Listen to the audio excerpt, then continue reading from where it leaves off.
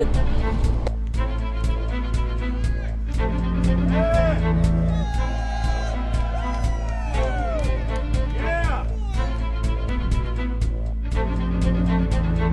we're going to be out here for the next 3 days while you try to chart the future of our destiny.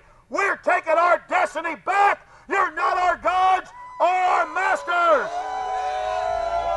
We witnessed at least 7 convoys of armed Secret Service entering the Westfield's Marriott, and internal sources confirmed that both candidates did attend at least one meeting inside the conference. While the Bilderberg Group was 100% successful in 2008 at keeping their name out of the mainstream media, they did not fare as well when it came to the exploding independent press. During the entire 2-day event, anti-New World Order protesters and alternative media encircled the hotel. You are being exposed everywhere! From David Rockefeller, from John Edwards, from Bill Clinton. Your game of secrecy is over! You're gonna pay! Get him! It's up close! You piece of shit! You piece of trash! This is Bernanke, man! Bernanke, you're going down!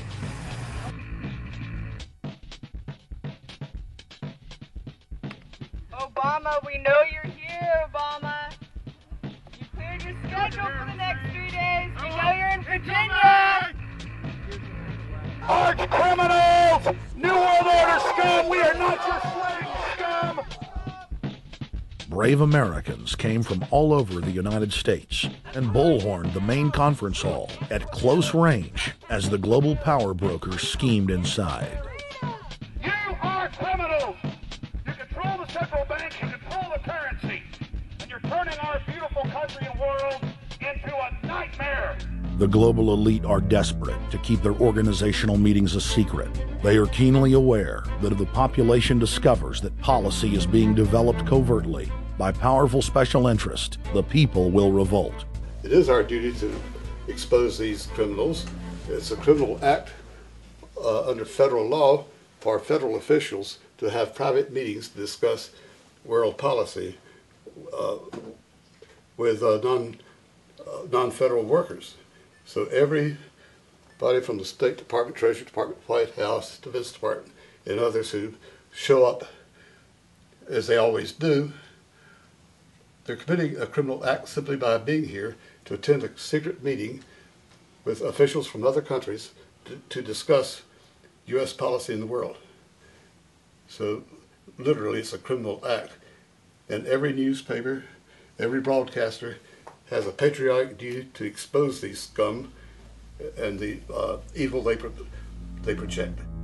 The election primaries served as a great diversion, while the true future course of the nation was being set behind closed doors. You've got, obviously, the Bilderberger Group, founded by the former Nazi Prince Bernhard of Holland. You've got the Trilateral Commission, founded by David Rockefeller's Zbigniew Brzezinski. They're the ones who ran the Carter administration. Everybody in the Carter administration, from Carter and Mondale and Volcker and Brzezinski, were all members of the Trilateral Commission. Founding member of rap sensation Public Enemy, Professor Griff, gave us his view of the Obama phenomenon. Barack Obama's been given a pass by the Blue Bloods. He's been given the okay by certain secret societies for them to let him in. I truly believe imperialism and fascism needs a facelift. And that facelift is going to have to be black. And the reason why I believe that, simply because I think they're trying to go into Africa. Well, they're already in Africa. But they want to totally control all the natural minerals that they're going to need to carry themselves into the 21st, 22nd, and 23rd centuries.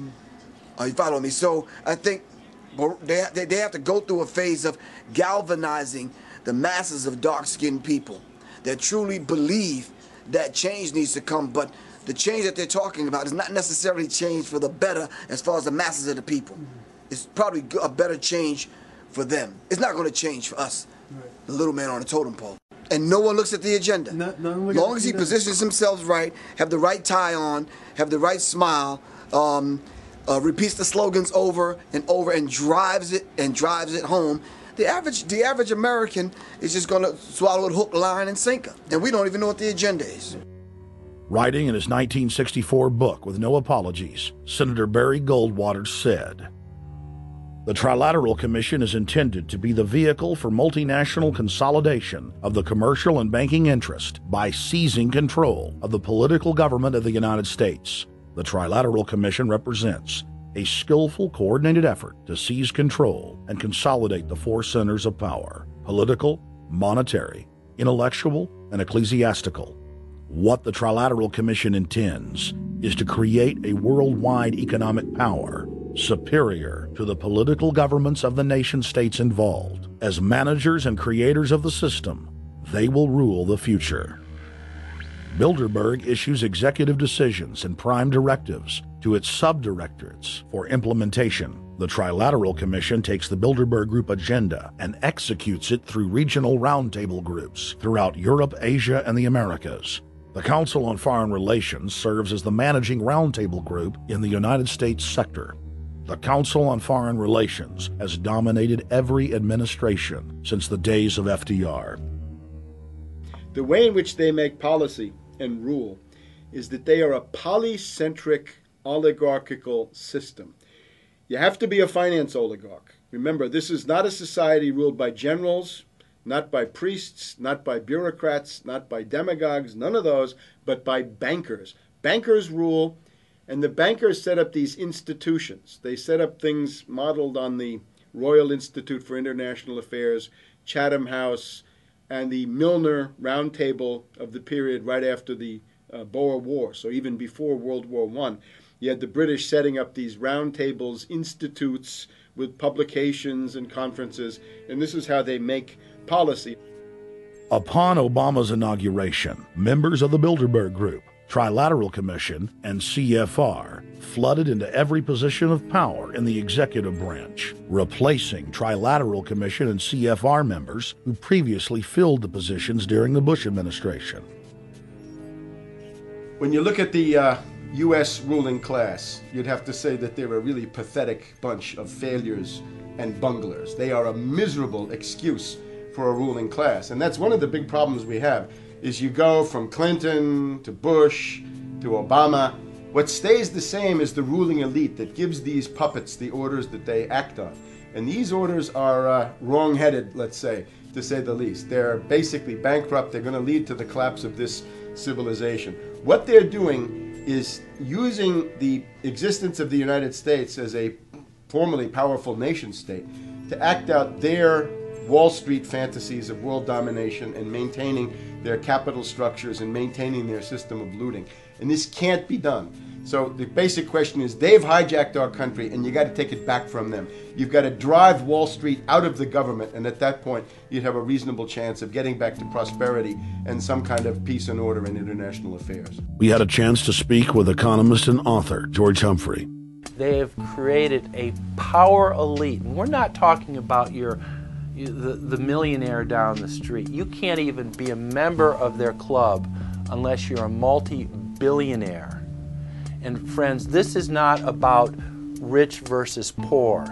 This is about a very, very small handful of the worst criminal element on this planet, manipulating and destroying the good people of this nation and of this world. About this Obama with change. Look at the people he's put in to mastermind the economic recovery. Larry Summers. I love it. Every time they talk about Larry Summers, he's always brilliant. He's another brilliant one. He's the one that helped dismantle the Glass-Steagall Act, the banking act that was put in place in the 1930s, so the banks couldn't become the banksters that they become. In the 1990s, you had the beginning of the derivatives bubble, thanks to people like Alan Greenspan, Rubin, Summers, a lot of the people who are now back in the Obama administration. And the derivatives, I think, are the centerpiece of this entire problem today. These are the same people, Geithner from the Treasury Department. Could you imagine that?